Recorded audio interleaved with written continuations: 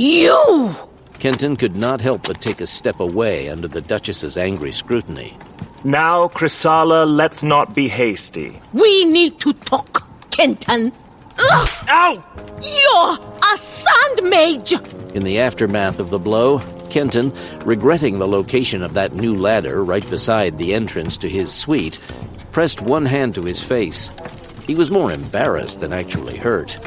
It was not doing his reputation as the new Lord Mastrell any good to be involved in such a display, and he felt that the other Sandmasters and the DM were all watching. That's talking? You're a sand mage! There's that word again. What is a sand mage, anyway? A mage is the same thing as a wizard or a sorcerer. Someone with mystical power. I'm nothing of the sort. I am a sandmaster. Wizards and magicians are for the superstitious. Charlatans who prey upon the foolish. Duchess, if I may? No, Bayon. This scoundrel is about to explain to me why he's been hiding his abilities. Aren't you? Scoundrel! I'm not certain what tricks you use, but... You're flustered. Maybe a drink would cool you down? As he spoke, Kenton dipped his hand into the white sand contained in the server outside his rooms, charging it with power. This was a Sandmaster's ability. A moment later, his guidot, a water bottle made of animal skin, was raised in the grasp of a glowing ribbon of sand which Kenton controlled, weaving through the air. Khriss watched as the guidot floated toward her, and her brows furrowed in vexation. It's just hovering there. Where is the string? What string? The string you're using to hold it up? Khriss passed her hand through the edge of the glowing sand particles, holding the guidot aloft, knocking a few aside. Hey, please don't touch the sand like that. It's very distracting. Oh, sorry. Kenton reached for the bottle where it floated in the air on the glowing grains of sand, drawing it on a sand ribbon toward him. No, wait! I'm not sorry! You! I? You! No! Kenton's sand turned black, losing its charge as he plucked the guidot from the air. Sand could only be charged for so long before its power was spent. Duchess, let's talk in my rooms.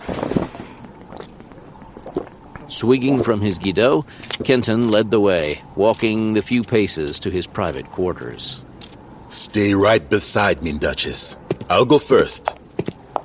Inside, Kenton's suite was decorated with tapestries and expensive objets d'art in his father's style rather than his own. After all, these had been Kenton's rooms for all of one day. Welcome to my...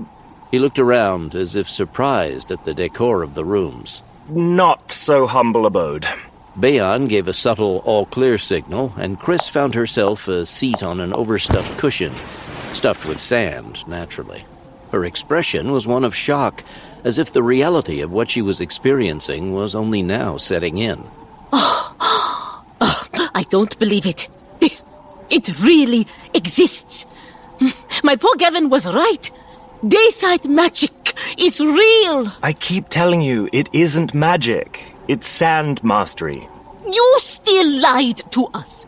You told us you weren't anyone important, but apparently you're one of the high-ranking Taisha. The Taisha was the ruling council of Lossand, made up of 8 guilds, including the Sandmasters.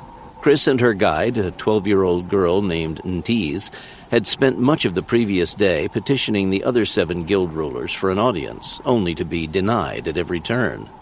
Back when you found me, I wasn't anyone important, Khriss. Really? As if I can't believe anything you tell me. I've only had the job of Lord Mastrell for a day now, honestly. For one day? Why you? It's complicated. I'm the only one left who could take the job. For a little while, at least. Well, then, you'll have to help me. Why? I saved your life.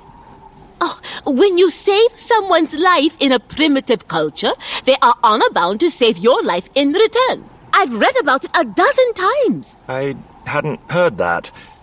Besides, I can't see how it can apply. I saved your life too, remember? I drew water from the Dorim vine, and then I... You were keeping count? Fine. Prince Gavalden must have come to the DM requesting your help.